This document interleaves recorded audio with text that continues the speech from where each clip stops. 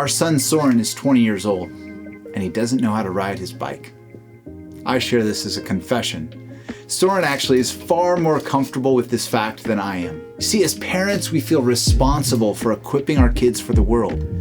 But what does it mean to prepare our children for life? What does it mean to be a successful parent? Hi, my name is John Beeson. Welcome to the Beehive. When you think of it, the demands are overwhelming, aren't they? Regarding responsibility, we want to teach our kids to be thoughtful stewards by caring for their things, respecting their physical environment by cleaning the bathroom and kitchen, gaining independence by making meals and doing their own laundry, and maintaining their bodies through exercise and healthy eating. We want them to mature in developing discipline, personal integrity, and perseverance. When it comes to intellectual growth, we want our kids to become scholars that know how to think critically. We want them to know the classic literary works, to have a basic grasp of history and science, and to understand core mathematical concepts. We also want them to grow in their appreciation of the arts and maybe even learn a foreign language. Regarding relationships, we want our kids to learn how to choose their friends wisely, navigate conflict in a godly manner, and be generous with others. We want our kids to select a spouse and honor God with their sexuality. I haven't mentioned handling money, swimming, wisely managing technology, playing on a team, healthy competition, and most importantly, becoming faithful followers of Jesus. But who doesn't teach their kid to ride a bike? Me, that's who. Now let me explain. Our eldest Camille is naturally adventurous, courageous, and predisposed to seek challenges as opportunities. After teaching Camille to ride her bike, I thought I should open my bike riding studio. You should have seen us. Camille with her cute little helmet, elbow and knee guards on, and me running behind her. She was so determined and confident that she begged for her training wheels to come off, even though she primarily learned to ride in our gravel driveway. Along came Soren. In classic second sibling fashion, Soren was much more willing to let his elder sister take chances and follow in her wake. Why learn to ride a bike when a tricycle gets you from point A to point B just as well? Okay, it's a little slower, but the risk of falling off a tricycle is minuscule compared to falling off a bike. And so, I led the charge.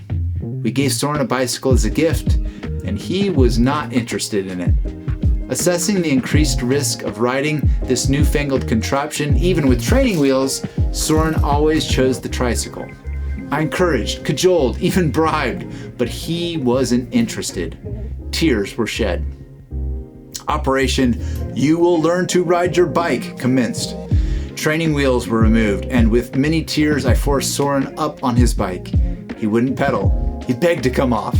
I tried to soothe him. I pleaded with him. I bribed him again, and then I got angry at him. Not long after I attempted to get him to ride, we moved homes, and he turned 5. Our new home was at the end of a beautifully paved cul-de-sac, encircled by a flawless sidewalk. Surely his fears would dissipate. They did not. Our bike riding lessons became the low points of the week for each of us. He couldn't imagine how the future reward of riding a bike could be worth the present risk of learning how to ride one. Meanwhile, my marriage with Angel hung by a thread. She had confessed to a series of affairs, and I was trying to do the hard work of forgiveness. Bit by bit, we were rebuilding trust, and I was examining my own heart to unveil how I had contributed to this disaster. Our kids felt the instability. We both had to change jobs and take pay cuts.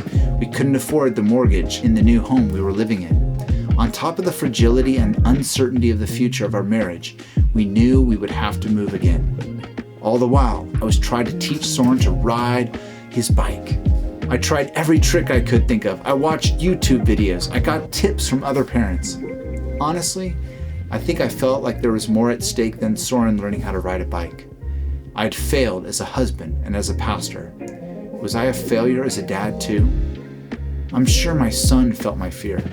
His sensitive heart resisted the control I tried to exert over him. Fathers, do not provoke your children to anger, Paul said. Provoking my son to fear was no better. Right around his 6th birthday, we moved again. And then 6 months later, we moved again. By this time, Angel and I were doing the hard work of restoring our marriage, and it was healthier than ever. Home life was safe and stable now, but I think he could never disconnect bicycling from the anxieties and fears associated with it. Our final move was into downtown Princeton, New Jersey, on a relatively busy and steep road.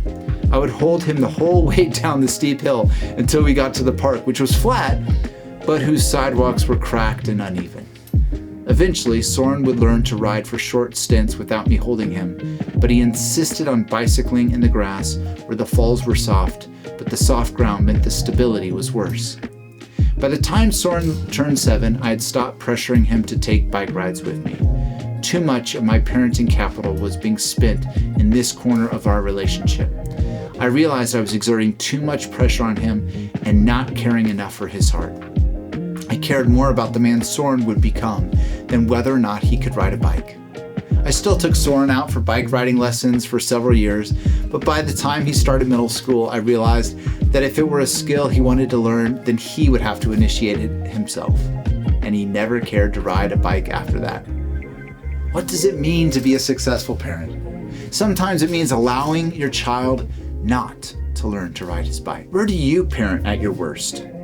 Perhaps it is helping your child with schoolwork. Perhaps it is nagging your child to do their chores. Perhaps it is disciplining them for their overuse of technology. Maybe it is responding in fear to how they choose and maintain friendships. There are some important things at stake in each of these areas, but as important as cultivating perseverance, wisdom, discipline, and honor in your child is, so also is how we shape these values. We can raise children who honor, but in the process lose our relationship with them. We can distill obedience in our kids, but not if the outcome is our children fearing us. Sometimes, the most difficult decision we can make as a parent is to discern when to protect the foundation of a relationship with our child and release skills that we think are important.